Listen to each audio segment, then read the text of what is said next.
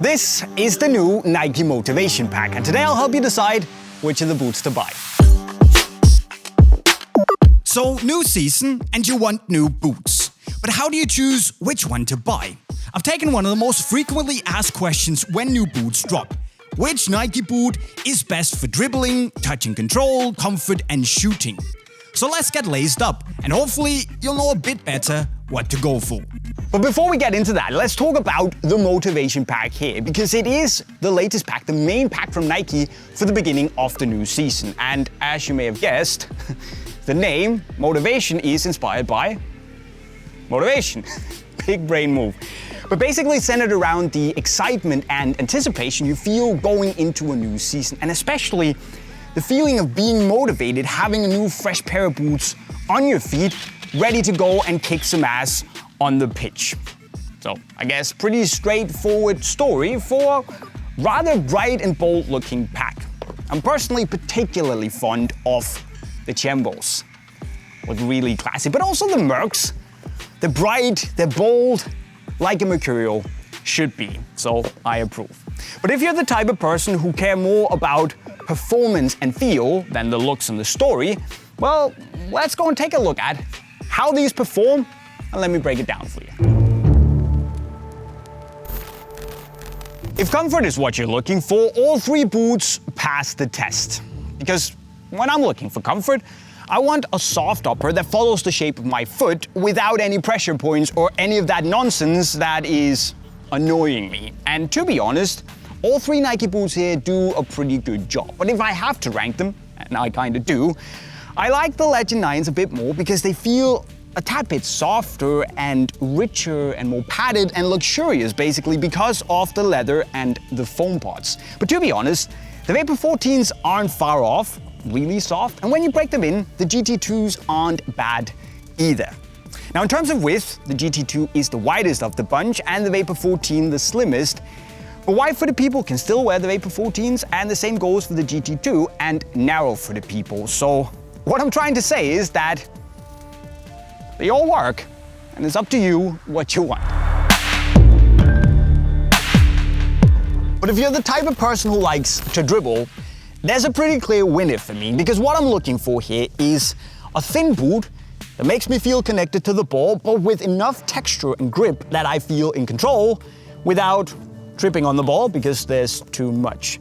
And for me, the Vapor 14 is the king because it is very close, sharp on the ball, but also has just the right amount of texture, so it almost gives me confidence when I dribble in the Vapors, and I really, really love that.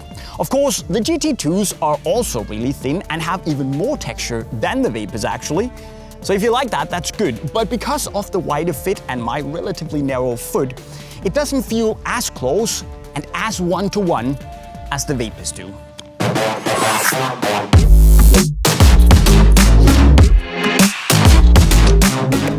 But it's not all about dribbling, because we also need to talk about touch and control. And I can't be the only one who loves my football boots to be soft and padded and feel suave and elegant.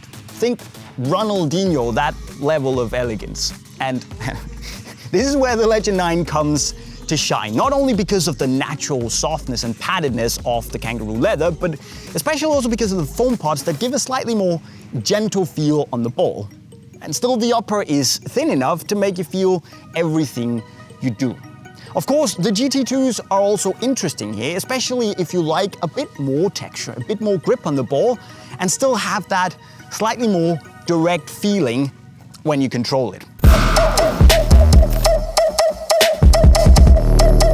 You might also be looking for lockdown, which is generally the term we use to describe how well the boot manages to keep your foot in place when you make aggressive changes of direction. So in essence, how responsive the boots feel. And here, for me, the Vapor 14 is the best because it sits really tight and has a good amount of structure in the heel and the forefoot to keep your foot in place. But if that makes you worried about the GT2 and the Legend, don't be, because they're still pretty good, just not as aggressive as the Vapor.